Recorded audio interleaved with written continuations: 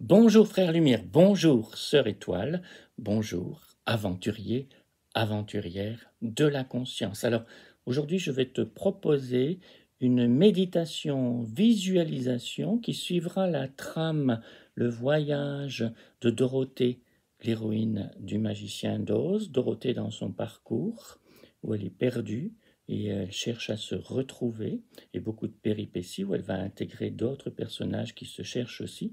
Et puis nous nous approprierons le personnage de Dorothée, nous le ferons nôtre, et ainsi nous pourrons vivre notre propre expérience d'intégration. Alors je te propose dans un premier temps de sentir une onde de détente, de relaxation, de bien-être qui descend dans tout ton corps, à partir du sommet de ton crâne, dans tout ton visage, voilà, dans ton cou, et puis dans ta poitrine, et puis qui va descendre tout le long de ton torse, en même temps que le long de ton bras et jusqu'au bout des deux mains, et puis dans le bassin, et puis l'onde de détente, de relaxation, de bien-être poursuit son chemin le long des jambes jusqu'au bout des orteils. Et te voici relaxé, te voici détendu, te voici dans une ouverture du corps qui peut correspondre à une ouverture de l'esprit. Un petit exercice de plus pour entrer dans la présence, dans la disponibilité, qui consiste simplement à prendre conscience dans l'instant de la respiration telle qu'elle se fait. Un inspire, un temps d'apnée, et puis un expire. Voilà, tu observes simplement, tu ne cherches pas à modifier, à amplifier, à diminuer. La respiration telle qu'elle se fait dans l'instant est exactement la respiration qui doit être. Tu es juste le témoin bienveillant, souriant, accueillant de cette respiration qui se fait par toi, à travers toi, qui se fait la plupart du temps sans toi, mais qui cette fois-ci se fait avec ta pleine conscience, ta pleine capacité de regarder depuis l'intérieur de toi ce mouvement de la vie, de l'extérieur à l'intérieur et de l'intérieur à l'extérieur.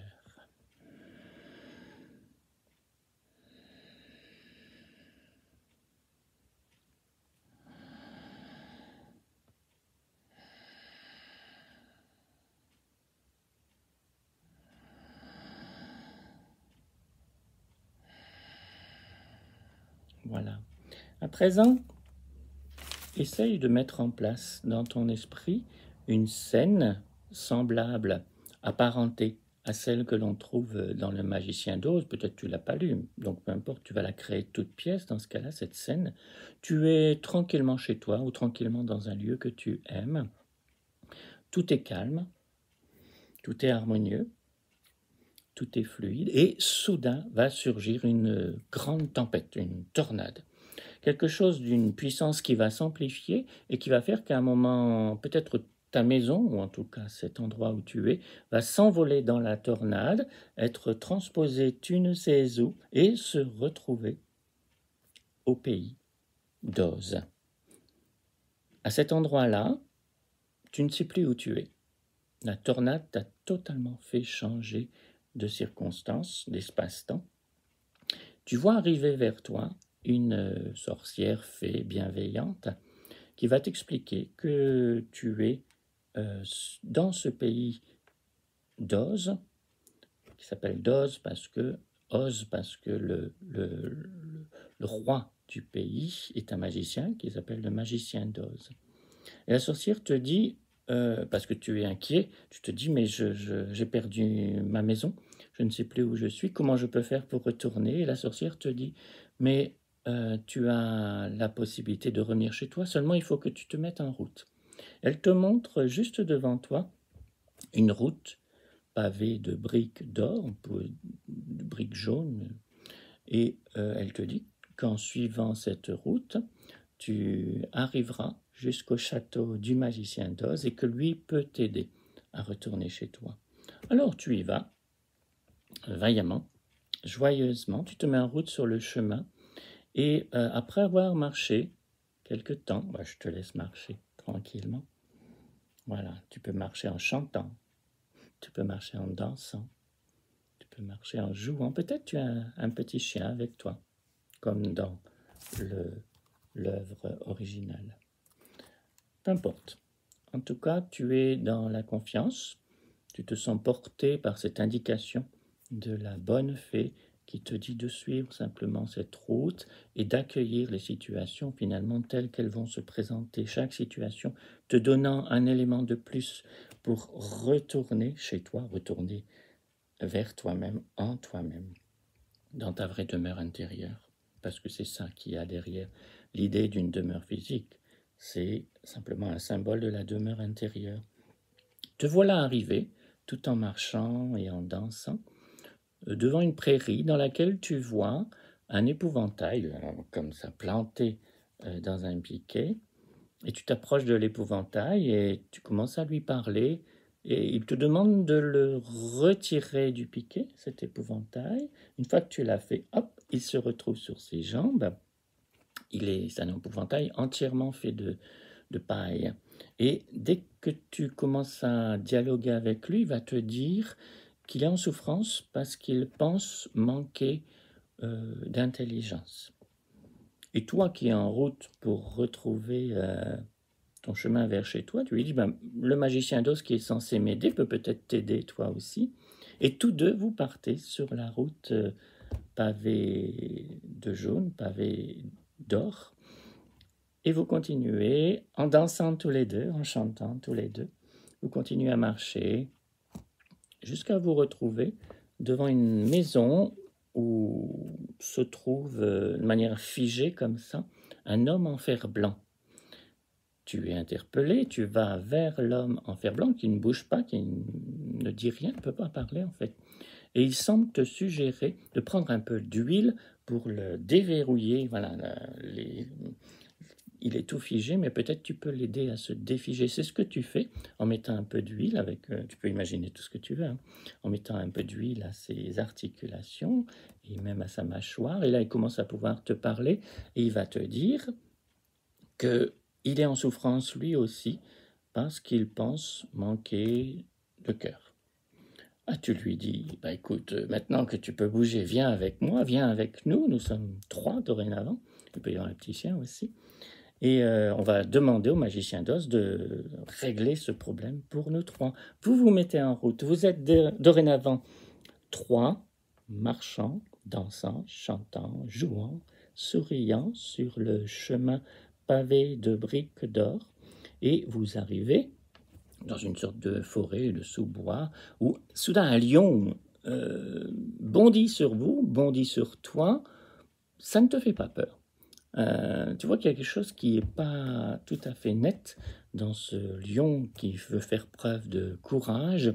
Tu lui frottes le bout du nez et hop, tout de suite, il devient de lion rugissant qu'il était, un lion effrayé, un lion qui commence à s'excuser auprès de toi de t'avoir agressé, et te disant aussi qu'il est en souffrance, et que sa souffrance, c'est de ne pas avoir de courage. Alors tu lui dis, écoute, on est déjà 3 qui allons vers le magicien d'Oz pour essayer qu'il nous donne une solution. Viens avec nous, nous serons 4, et tous les 4, vous êtes sur le chemin, sur la route pavée d'or, jusqu'à arriver au pied du château du magicien d'Oz. Vous sonnez au château, on vous ouvre, vous postulez à rencontrer le magicien d'Oz. On vous dit que c'est bien compliqué, monsieur ne reçoit que de rares personnes et c'est compliqué, etc.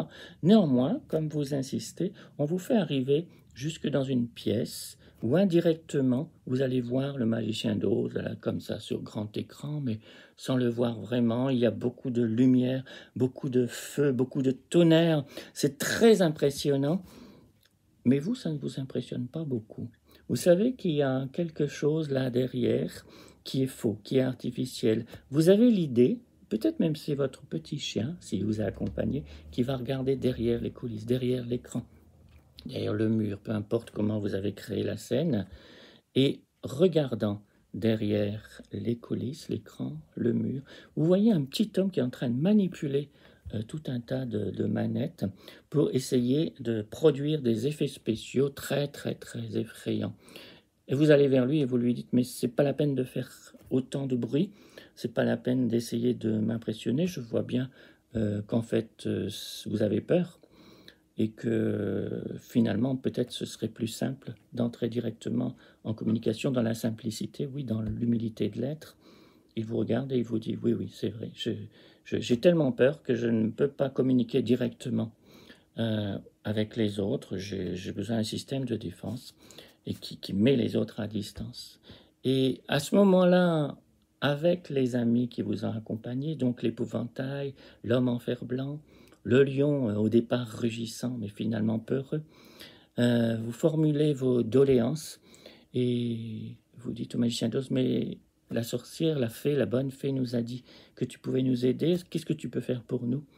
Et le magicien d'Oz reconnaît qu'il ne peut pas lui-même faire quelque chose pour nous, mais le fait de se positionner dans ce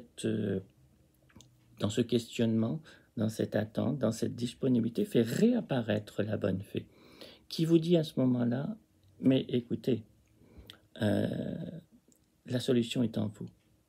Tout ce que vous avez vécu, et en fait maintenant on va revenir à nous, hein, pour dire que chacun des personnages, l'épouvantail, qui n'a, pense-t-il, pas de cœur, l'homme en fer blanc qui n'a, pense-t-il, pas de cœur, donc l'épouvantail c'était l'intelligence, et le lion qui n'a, pense-t-il, pas de courage, c'est des parties de nous-mêmes, hein, qui nous pensons ne pas avoir de cœur, pas d'intelligence, pas de courage, et en fait si, nous avons tout ça en nous, et nous n'avons pas besoin de nous protéger, nous avons juste besoin de nous souvenir que nous sommes entiers, que nous sommes intègres, que nous sommes aimés par la vie et que notre chez nous, il suffit de s'y connecter pour le retrouver.